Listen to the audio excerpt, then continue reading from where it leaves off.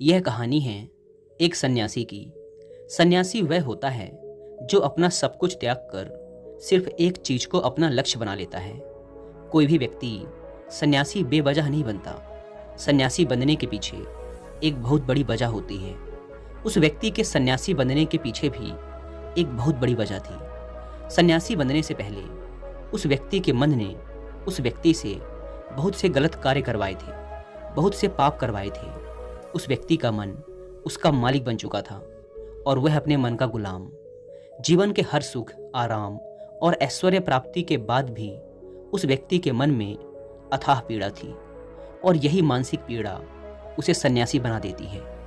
सन्यासी बनने के बाद वह व्यक्ति सांसारिक दुनिया से दूर हो जाता है, जंगल में रहने चला जाता है, ध्यान करता है, तरह तरह की साधनाएं और अभ्यास करता है, भिक्षा मांगकर भोजन करता है, एकांत और मौन का अभ्यास करता है। लेकिन फिर भी उस व्यक्ति का मन शांत नहीं होता। वह अंदर से बेचैन और परेशान ही रहता है। यहाँ एक बात समझने वाली है कि ध्यान या किसी भी साधना का जो शुरुआती बिंदु है, उसकी शुरुआत ही तभी की जा सकती है जब हमारा मन शांत हो, जब हमारा मन हमारी सुनता हो। लेकिन उस सन्यासी का मन ना तो शांत था और ना ही उसकी सुन रहा था। उस सन्यासी के मन में यह बात गहराई से बैठती जा रही थी कि मन को वश में करना, मन पर काबू पाना असंभव है। लेकिन फिर एक दिन उस सन्यासी को एक व्यक्ति मिलता है जो ना तो कोई साधु सन्यासी होता है और ना ही कोई बुद्धिमान व्यक्ति। वह तो बस एक साधारण सा चारवाहा था जो उस जंगल में अपनी भेड़ों को चरा रहा था। वह चारवाहा उस सन्यासी के पास आकर उससे पूछता है, क्या मैं तुम्हारी कुछ मदद कर सकता हूँ? तुम बहुत परेशान लग रहे हो। मैं तुम्हें पिछले कई दिनों से देख रहा हूँ। तुम बहुत बेचैन रहते हो। अगर तुम चाहो तो मैं तुम्हारी सहायता कर सकता हूँ। चारवाहे की बात सुन सन्यासी कहता है, भला तुम क्या मेरी मदद कर सकते हो? तुम तो एक संसारी हो जो अपनी मोह माया में लिप्त रहता है। यह सुन वह चारवाहा उस सन्यासी से कहता है, मैं तुम्हारी मदद कर सकता हूँ। मैं मन को वश में करना जानता हूँ। सन्यासी चारवाहे के मुंह से यह बात सुन जोर से हंसता है और कहता है, क्या क्या कहा तुमने? तुम मन को वश में करना जानते हो? मैंने अपना सब कुछ त्याग दिया, आकर जंगल में रहने लगा। तब भी मैं अपने इस मन का गुलाम हूं और तुम कह रहे हो कि तुम इसे वश में कर सकते हो। वह चारवाहा कहता है, मन को वश में करने के लिए सभी वस्तुओं का त्याग करना आवश्यक नहीं है और ना ही जंगल में आकर रहना जरूरी है। बस एक चीज है जिसे छोड़ना सबसे जरूरी है। वह सन्यासी उस चारवाहे से पूछता है, और वह एक चीज क्या है? वह चारवाहा सन्यासी से कहता है, वह एक चीज है गलत जानकारी। आज तक हमारे भीतर जो भी जानकारी गई है उसी ने हमारे मन का निर्माण किया है। सन्यासी उस चारवाहे से पूछता है, परंतु वो कैसे? वह चारवाहा समझाते हुए कहता है, मान लो तुमने आज तक अपने जीवन में सेब का फल नहीं खाया, तुम्हें सेब के स्वाद के बारे में कुछ भी नहीं पता, तो क्या तुम्हारा मन कभी सेब खाने को कर सकता है? नहीं ना। इसीलिए हमारे मन का निर्माण जानकारी से होता है।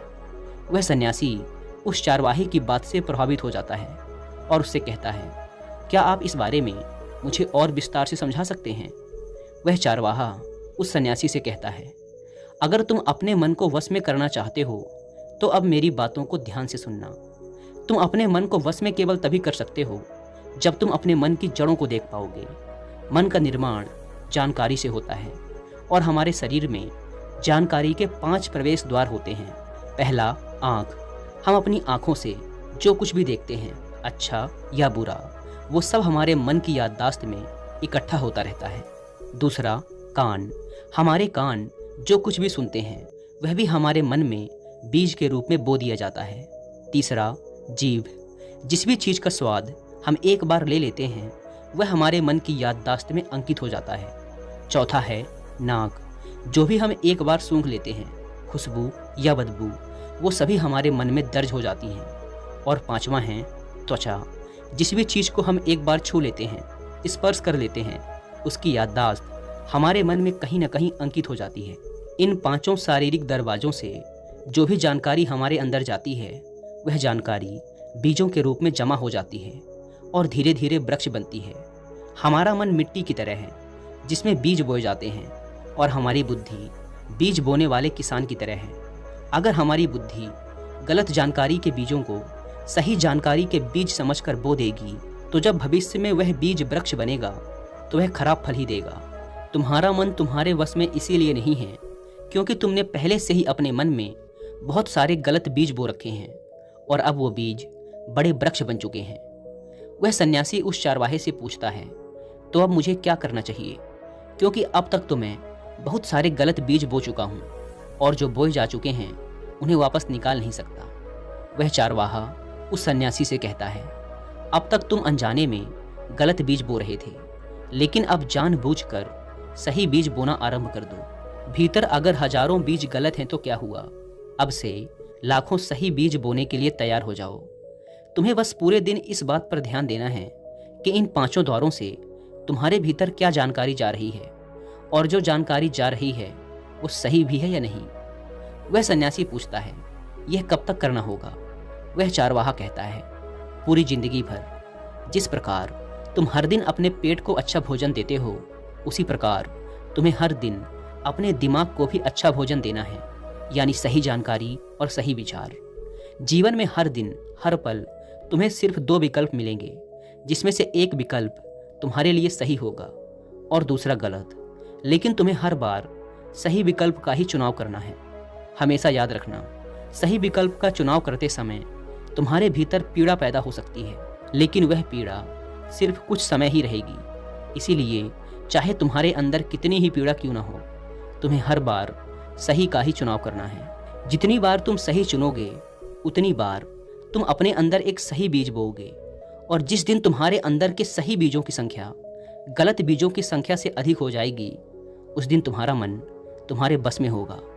लेकिन उस दिन के लिए आज से, अभी से अपना प्रयास जारी रखना होगा। वह सन्यासी तो उस चरवाहे की बात को समझ जाता है, लेकिन क्या आप समझ पाए?